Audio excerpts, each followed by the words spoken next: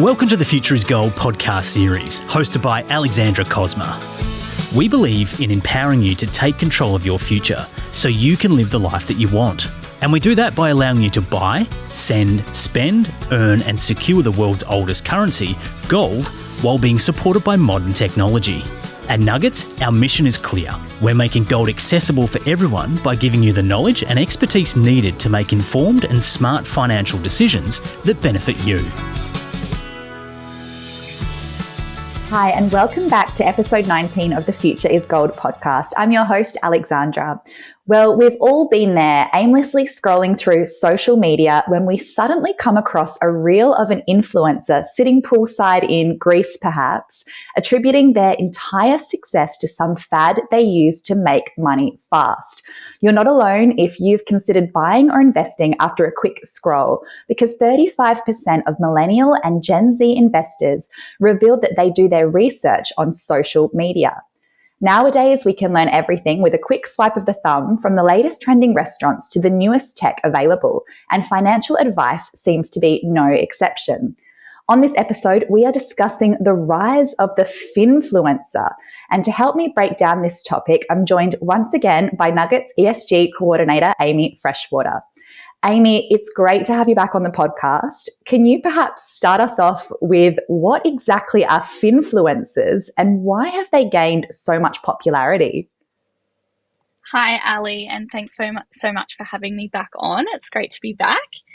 So Finfluencers are content creators who focus on financial information.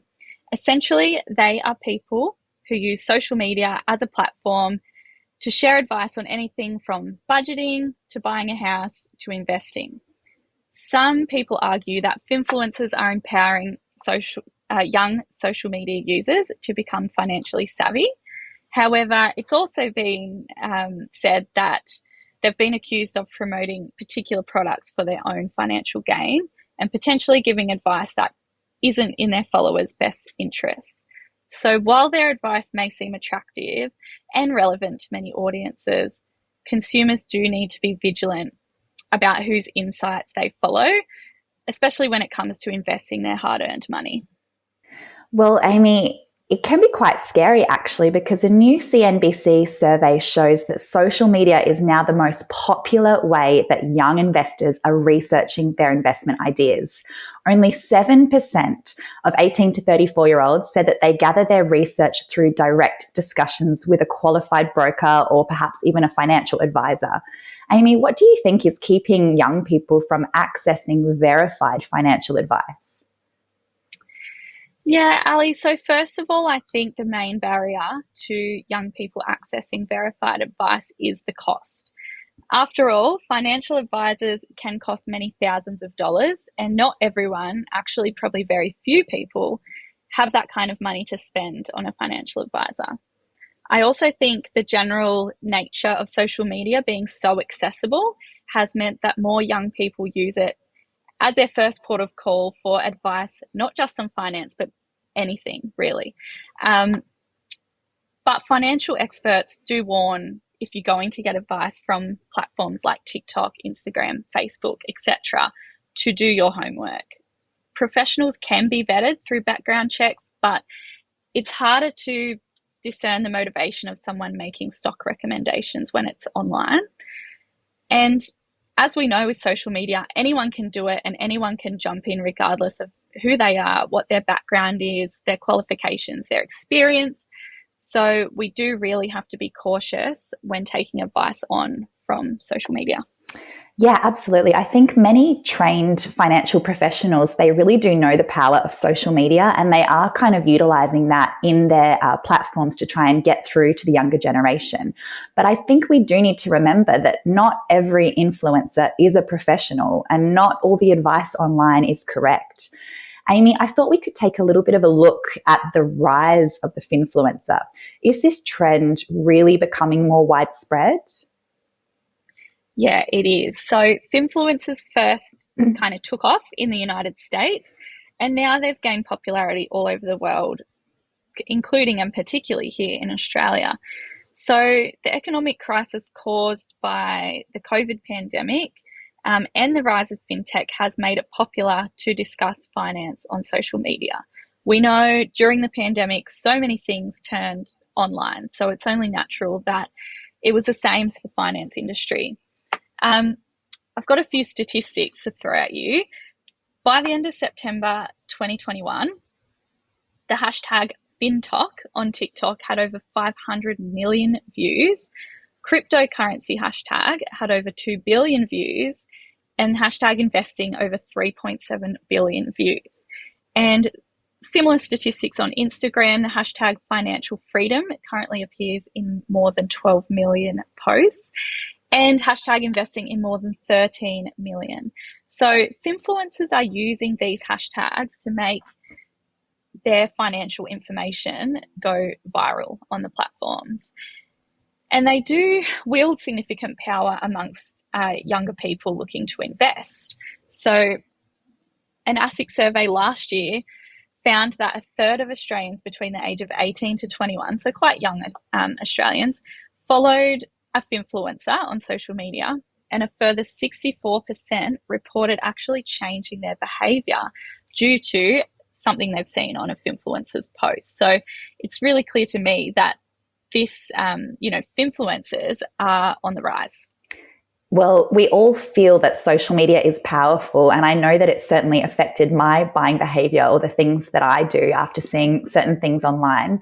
So yeah, it's definitely on the rise. I think you mentioned topics such as financial empowerment. I think these kind of hashtags have always been popular, but they haven't really been spotlighted at this scale just yet. But yeah, it's definitely crazy, the growing popularity of trends and hashtags such as hashtag FinTok, as you mentioned. Amy, how do you think that attitudes towards saving and investing have changed thanks to social media and Finfluencers?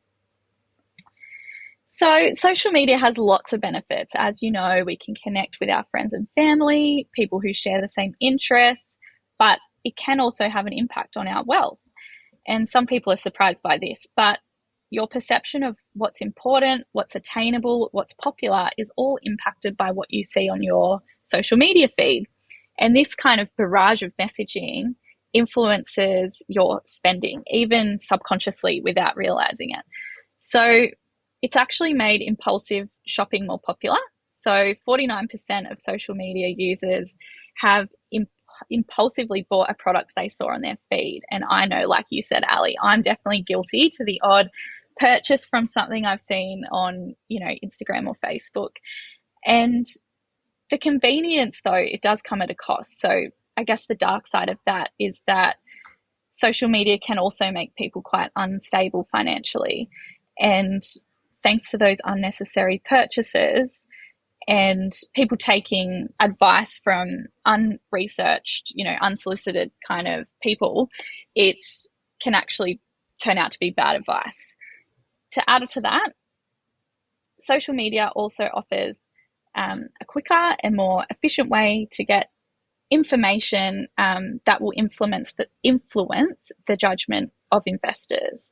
So as a smart investor, which we know all of our podcast listeners are, it is your responsibility to take any information with a grain of salt, do your own research, and make decisions that are right for you and your financial position. So I guess to answer your question, attitudes towards saving and investing have changed in numerous ways. In some instances, people are getting worse at saving due to those impulse buys or unnecessary items. And on the other hand, we might be seeing a more positive influence from socials, such as people seeing and thinking more about budgeting or investing their money. So it can really go both ways and have positive and negative impacts on customer attitudes.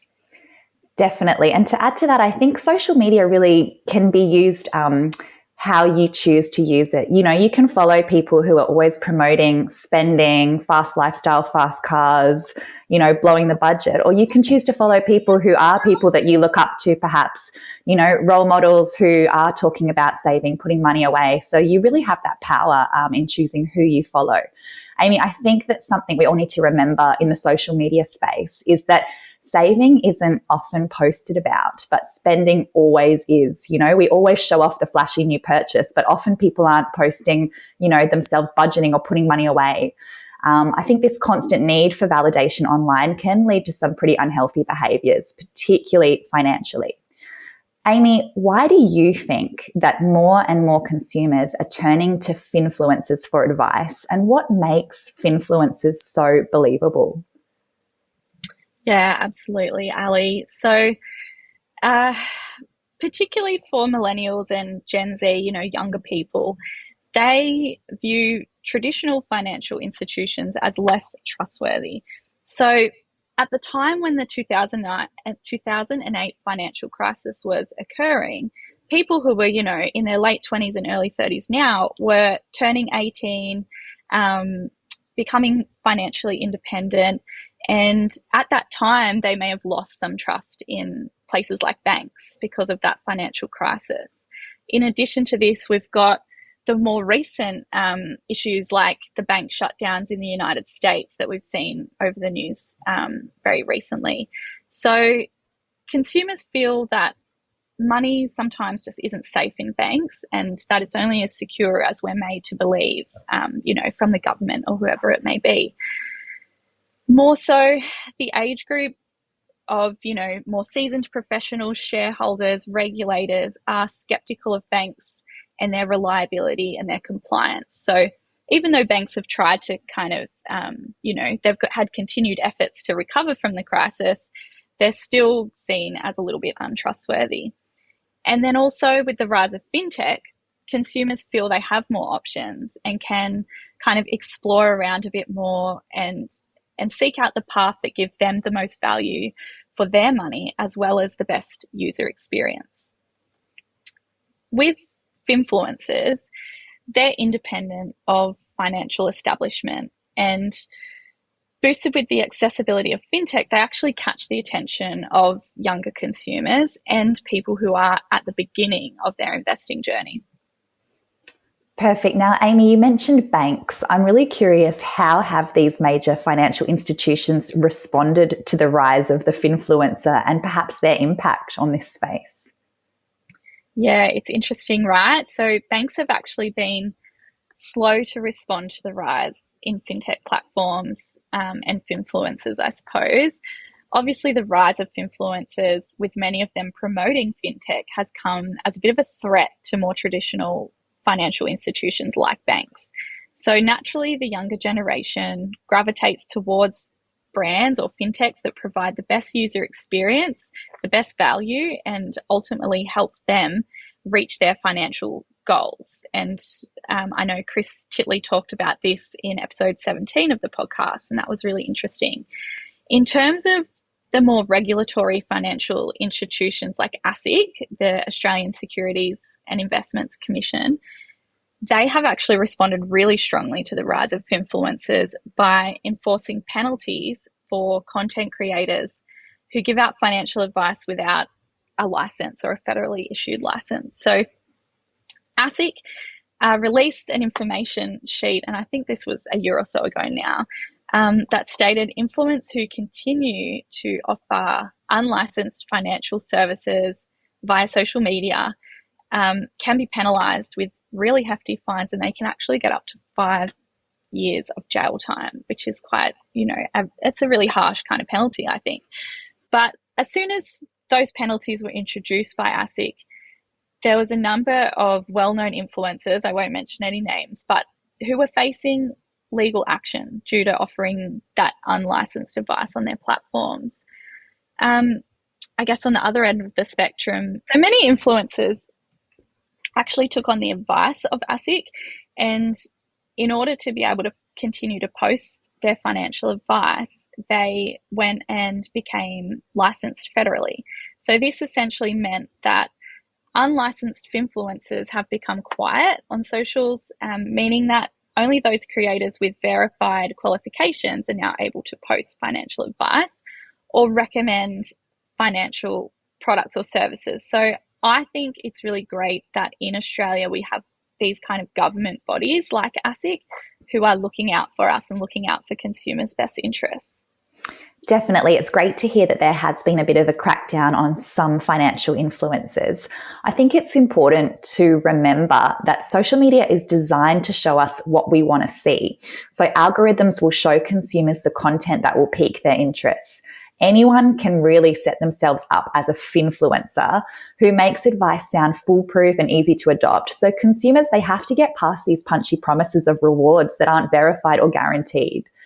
Amy, what do consumers perhaps need to remember or keep in the back of their mind when they do encounter finfluencer content? Yeah, there's a few core rules of thumb that we can keep in mind whenever we encounter the finfluencer posts or content. The first thing I would say is to approach them with skepticism, because there's no regulation, as I said, to set yourself up as a finfluencer on social media. Even though we have those regulations from ASIC, actually signing up to Instagram or whatever it might be as a finfluencer, you don't need to put in your qualifications. So we need to have a healthy level of skepticism there. Secondly, I would get all the information before making an investment decision. Social media posts are that really short form information. So it's not like we're reading an essay or a journal article with lots of information in it. We're getting just bits and pieces. And so a finfluencer likely hasn't explained all the factors in their content. So you really need to get all of the information. And then finally, I would say evaluate the advice based on your own research. And I can't stress this enough. Do your research. Instead of following mindlessly because the finfluencer might seem like they're just like you or you can relate to them. Absolutely, Amy. I guess there's nothing wrong with getting excited about an investment or a financial tip that you are hearing about on social media. But I think the main key is to just supplement it with your own research, as you mentioned. Amy, where can our consumers perhaps find validated financial information instead of purely listening to finfluencers? Yeah, financial advice is becoming easier to access.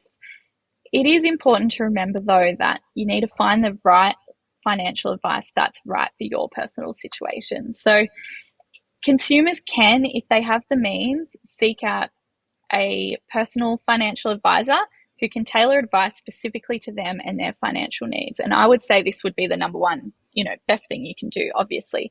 That's, as we said, not accessible to everyone. So some other ways you can access advice would be by finding some insights, by turning to some kind of informative websites, I would say. There's one called Money Smart, and there's also the ASIC Consumer Education website.